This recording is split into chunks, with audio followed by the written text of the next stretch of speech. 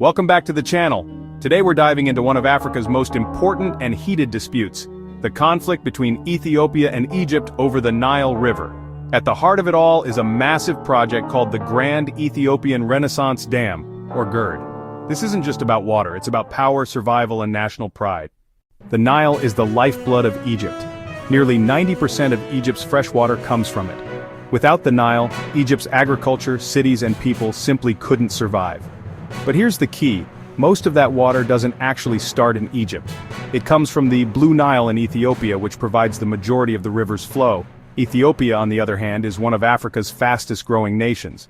For decades, it's dreamed of harnessing the Nile's power to generate electricity and fuel development. That dream became real with the construction of the Grand Ethiopian Renaissance Dam, the largest hydroelectric project in Africa. So where's the problem? Ethiopia says, "This dam is our right. We need electricity for our people, and it won't cause serious harm downstream." Egypt says, "Wait a minute. Our survival depends on this river. If you hold back too much water while filling the dam, our farms dry up, our cities suffer, and our very future is at risk." To make things even more complex, Sudan sits in the middle. It could benefit from the dam, like more consistent water flow and cheaper electricity. But it also worries about risks to its own dams and water supply. This has created years of tense negotiations.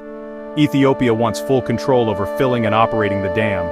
Egypt demands legally binding guarantees on water flow. So far, no deal has stuck.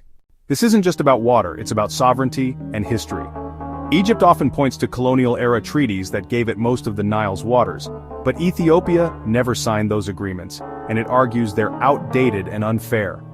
For Ethiopia, the GERD is a symbol of independence and progress.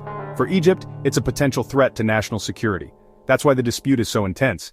It's development versus survival. So what happens next? There are three main paths. 1. Cooperation. Ethiopia, Egypt, and Sudan could strike a deal on water sharing. The Nile could become a source of regional unity. 2. Stalemate negotiations drag on, with Ethiopia filling the dam slowly and Egypt watching nervously. 3. Escalation. The worst case, threats of military action. While no one wants war, tensions have been high enough that it's been openly discussed. The truth is, cooperation would benefit everyone, but mistrust, history, and survival instincts make compromise difficult. And that's the Ethiopia versus Egypt conflict in 5 minutes. A story of water, power, and survival, where the future of millions hangs in the balance.